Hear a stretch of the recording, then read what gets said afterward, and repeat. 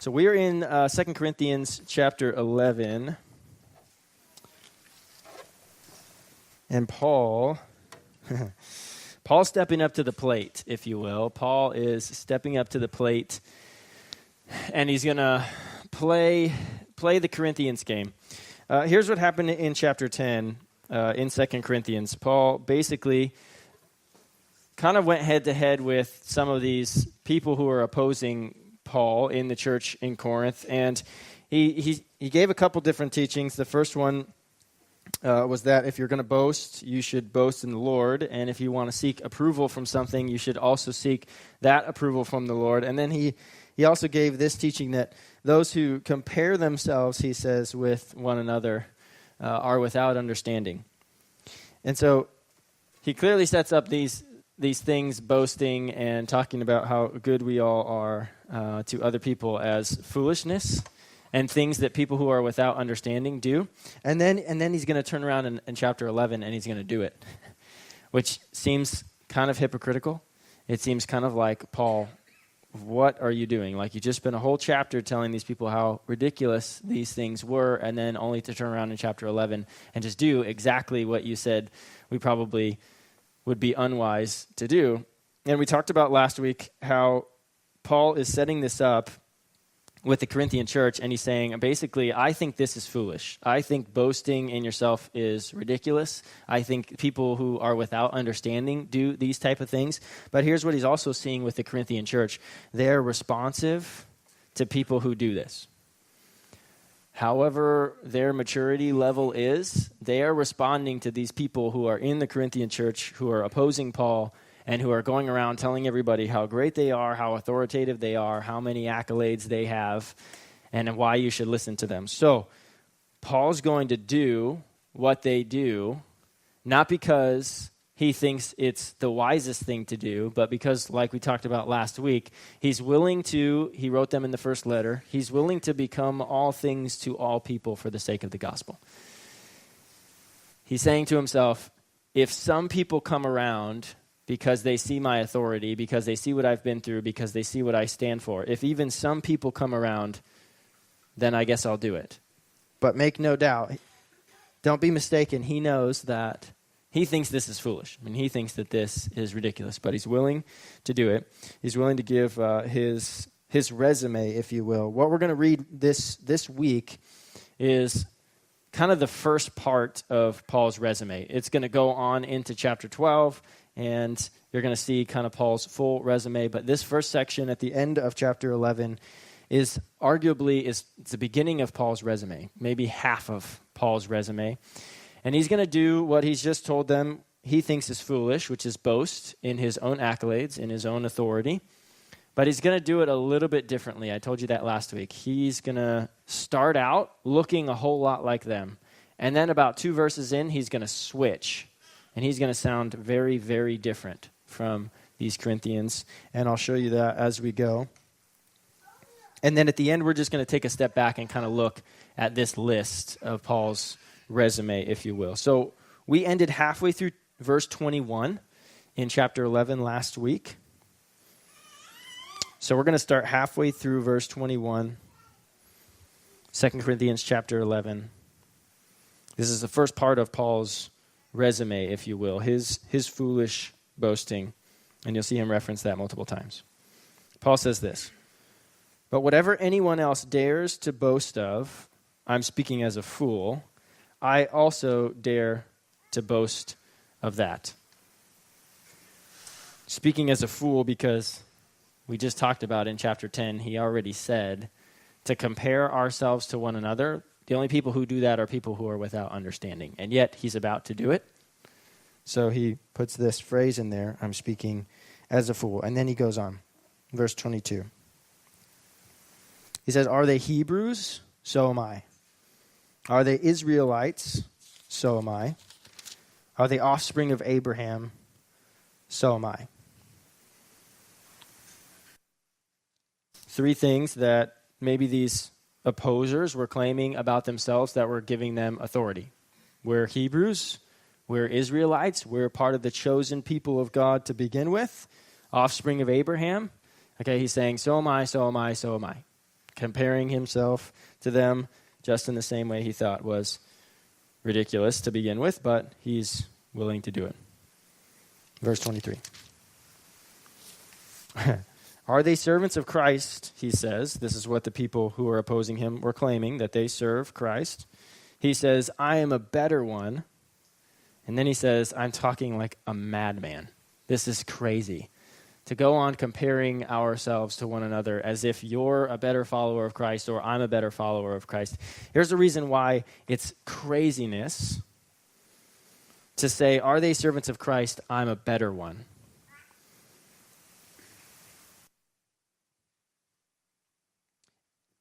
And we talked about it in chapter 10. I know I wasn't up here with you guys for chapter 10.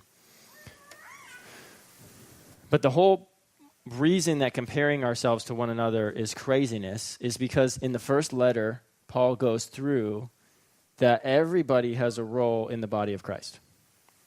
That some people are feet, and some people are hands, and some people are eyes, and some people are a head. And so if the head compares himself to the hand, that's ridiculous. Because the head's not supposed to function like the hand. The hand's not supposed to function like the foot. So there's no point in me standing up here and looking at Doug and saying, well, I need to become a better singer because Doug's such a great singer and I need to be able to do what he does. Because I don't do what Doug does. I can't do what Doug does. Doug can't do what I do.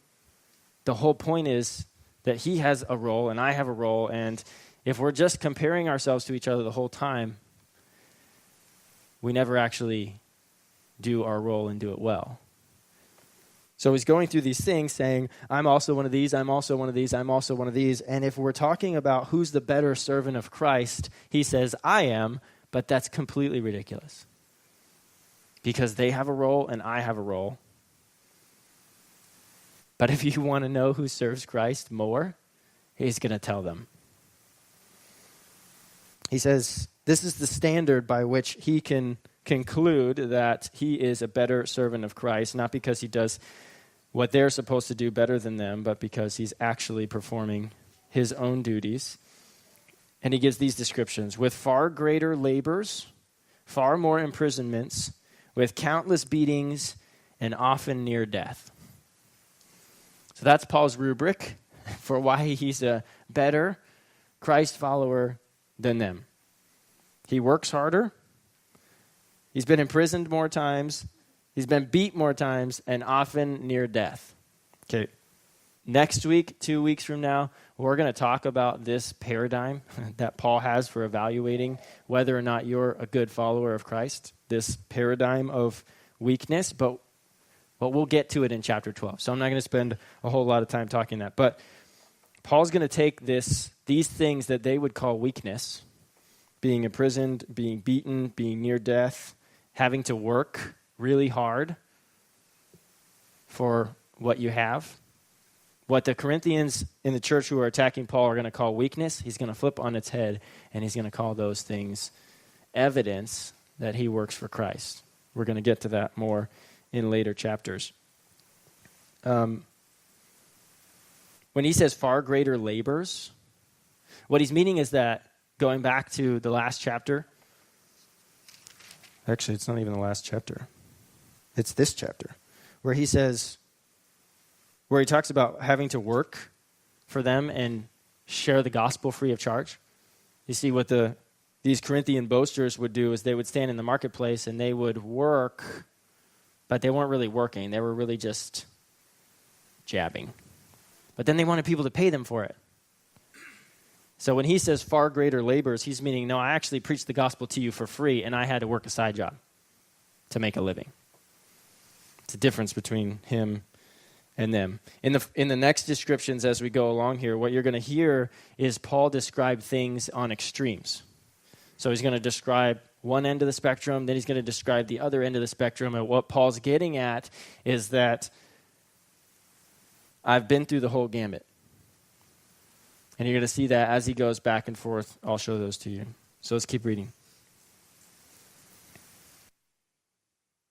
Verse 24, Paul says this: 5 times I received at the hand of the Jews the 40 lashes minus 1. If you want to know what the 40 lashes minus 1 are or where they come from the Jews, go back to Deuteronomy 25. We're not going to go there.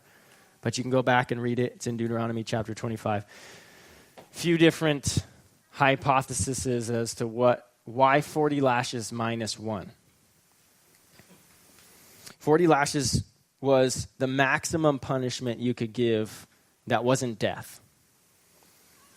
So it was the worst punishment that could be offered for doing something that wasn't punishable by death.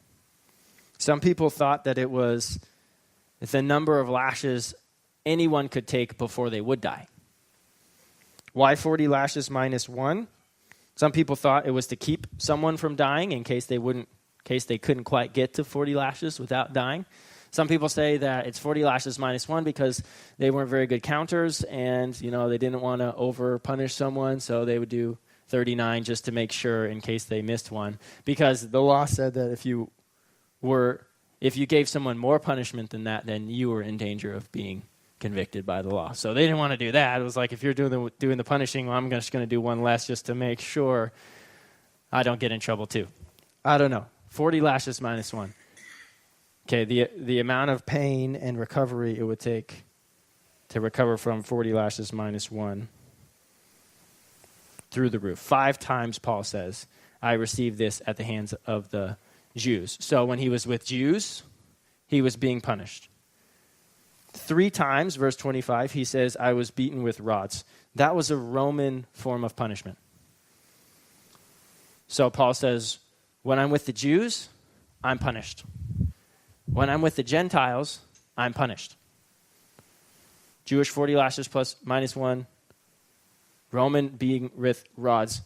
The goal that he's trying to get at is, it doesn't matter who I'm with, I'm punished for the sake of the gospel. Once I was stoned.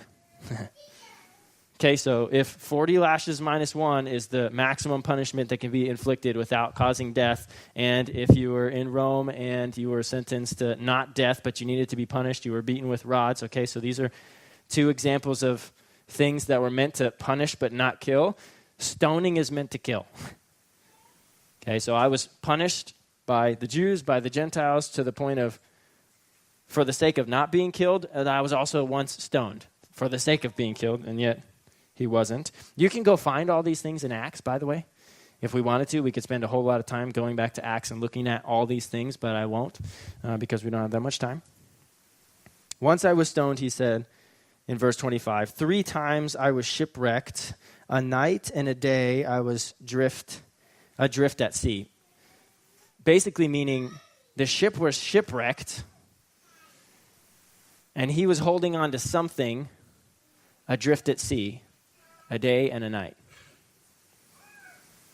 Okay, I don't know what it's like. I don't know what it's like for you to get or hear something from God and get a plan, and you're like, I'm going to go here, I'm going to do this because God told me. And then as you're going, you get on this ship, you're like, I'm going to go here, this is what God told me to do, I'm going to go do it, and you get on the ship, and the ship is shipwrecked, and what must Paul have been thinking?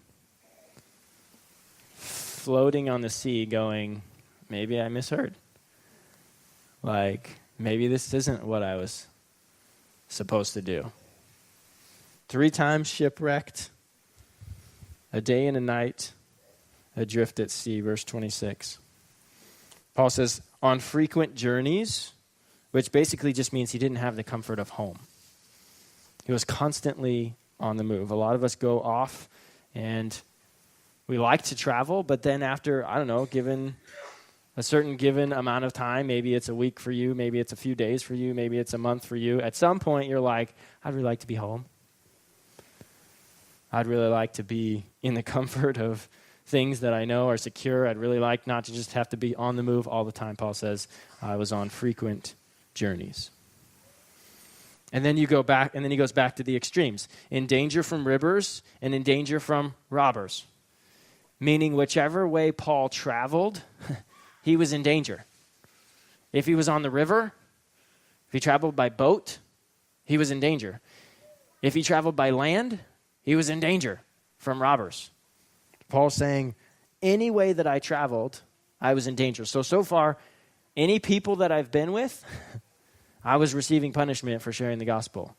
Any way that I traveled, I was in danger, not comfort. Danger from my own people and danger from the Gentiles. Same thing he's already described. The Jews, his own people, and the Gentiles. Curiously here, he might be talking about Christians when he says in danger from my own people. I don't know. Danger in the city, danger in the wilderness, danger at sea. It didn't matter where I stayed geographically, I was in danger. If I tried to go in the ocean, in the sea, I was in danger. If I tried to stay on land, I was in danger. If I tried to go out in the city, I was in danger. If I tried to go out in the wilderness, in danger. You hear the comprehensiveness of the description? He's basically saying everywhere I went, every people that I met, no matter how I chose to travel, there was always a level of danger for me. Do you get why I've said in the past that life as a Christian is not all kicks and giggles? I mean, this is the Apostle Paul. This is possibly one of the most gifted people that the God has ever sent to the church. To be able to write scripture, to be able to evangelize early churches, to share the gospel, to initially start that spread. And this is the guy saying that I've been in danger, living as a Christian. And the last description in verse 26 is in danger from false brothers, meaning even the people that I thought were my brothers, I was in danger from them too. Could be a description of the people in the Corinthian church. Could be a description of these people and how they treated Paul when they were there in Corinth with him. And they listened to him speak, and they saw him, and they heard him. And they played brother with him. Oh, Paul, you're so great. We love you. You're awesome. Only to have him leave and them attack him. And he gives this description here, in danger from false brothers. It could be a very description of the Corinthians there that he's fighting against. Then verse 27, he says, in toil and hardship through many sleepless nights, in hunger and thirst, and often without food, in cold and exposure. Toil and hardship, we kind of already talked about that. He had to work to live. Okay, he didn't go from city to city to city and get an offering or get support everywhere he went. Some churches did support him, but a lot of places he went, he worked. This would be like the pastor who starts a church and they have to teach on Sundays, but then they got to work a normal job throughout the week. They work, and then somehow they got to find time to prepare to teach at the same time. That's toil and hardship. Sleepless nights, hunger and thirst, often without food, meaning no shelter, not enough water, not enough food, not enough sleep. Anybody want to be a Christian? This is what Paul chooses to boast in. We're going to see in the next chapter why Paul chooses to boast in this. This is a curious twist in his resume. This is not what people would have expected. When you say, stand up and tell me why you're a Christ follower or how your life exhibits that you're a Christ follower, this is not what the Corinthians would have expected him to say. And it keeps going. And apart from other things, there is the daily pressure, verse 28, on me of my anxiety for all the churches. So on top of not always being sheltered, on top of not always having enough to eat, on top of always not having enough to drink, on top of being in danger everywhere I go, there's the daily anxiety of wondering if the people that I've shared the gospel with, that I've tried to set up to be Christians, are staying on track. If the places that I've been, I've walked away and now hoping that they're not just wandering off and being led astray. He says, I wrestle with that daily. Verse 29 is kind of a weird rhetorical question, a couple of them. Paul says, who is weak and am I not weak? What I think he's trying to do is he's trying to tell people, can I not relate to you if you feel weak? or you feel in danger, or you feel abused, or you feel like you don't have enough to eat, or you don't have enough to drink, or you don't have the proper shelter, he's saying, who out there feels like that? Am I not like you? See, the Corinthians were all about elevating themselves above everybody else. We're so much better than you. We look better than you. We talk better than you. We sound better than you. We should make more money than you. And we're just going to go from city to city because we're well-traveled like that and we're great. Instead, Paul's saying, look, am I not like you? The normal people every day. Knowing what it's like to work and work and work and work and still feel like you don't have enough to make ends meet.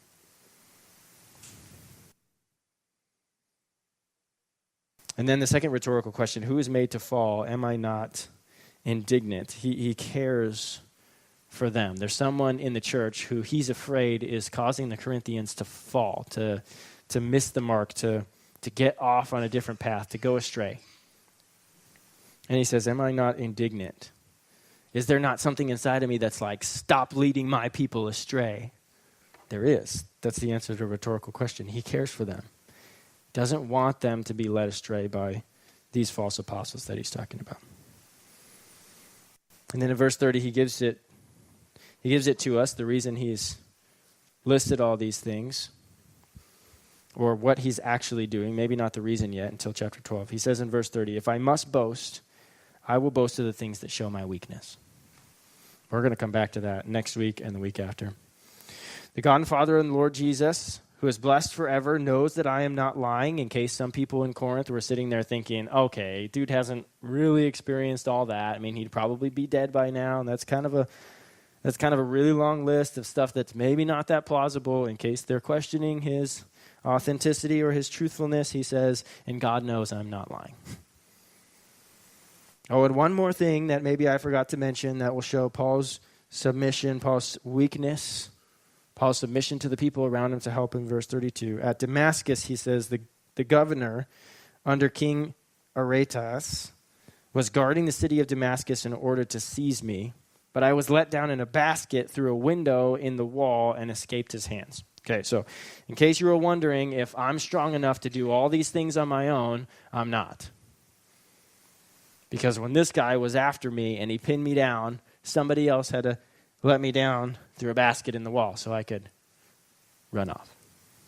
No, I'm not self-sufficient. No, I can't do all these things on myself. No, I don't do them all in my own power. Do you see what he's working towards? It's coming in chapter 12. It's coming. We'll get there in chapter 12. We'll get to returning. We'll get back to what it looks like to actually boast in our weakness, because I think this is different for us. I think this is a paradigm shift for us. If somebody asks you to give your resume as to how you're a Christ follower, I don't think many people's resume would look like this. So we'll get back to that in chapter 12. But here's what I want to do. I want to just zoom out for a second and look at Paul's life as a whole. Anybody question who Paul followed? I mean, anybody question how committed Paul was? Does anybody look at Paul's life and think, well, I'm just not quite sure that Paul was really all that strong of a guy?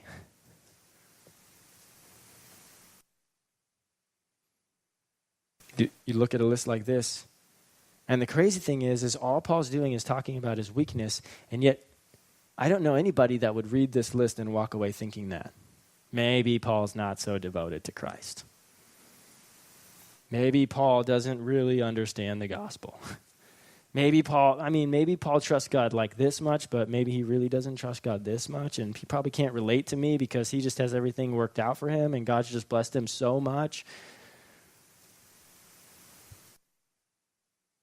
Here's the question I want to ask today.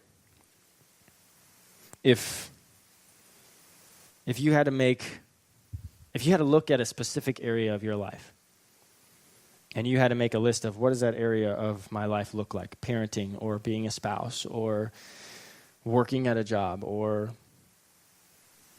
loving your neighbor, being a good friend? If you had to take one just aspect of your life and look at it and make a list of what does that look like for you, would people read that list and would they say, that's a follower of Christ? I mean, Paul's giving his resume here, and we can read it, and we're reading it, and we're saying, and I don't think anybody's questioning. The question is, how do you get to that point? And how do you get to the point of, if I threw my resume out there,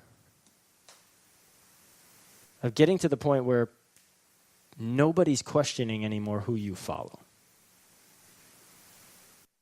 Nobody's questioning anymore who your loyalty goes to. Nobody's questioning anymore whether or not you follow the truths of the Bible, or whether you're trying to walk in the footsteps of Christ. Like, how do we get to that point where, like, we're reading your resume and everybody in the room is saying, yeah, that dude follows Christ. That dude lives it out. I think the key is one area of our life at a time. I mean, you can't walk out of these doors and just say, you know what, I'm going to follow Christ in everything, and I'm going to be just like Paul from now on. Okay, not realistic. Okay, but you can choose one area of your life. Today, you could choose to walk out and say, for the rest of my life, if someone asks me what my marriage has been like, by the time I get done describing it, they're going to say, I'm pretty sure that dude's a Christian. Or that woman follows Christ. Does how you raise your kids say to the world, we follow Jesus? Does who you choose to be involved with or how you choose to spend your free time, does what you say with your mouth scream to the world, we follow Jesus, we're saved, we're redeemed? Like Paul's resume does.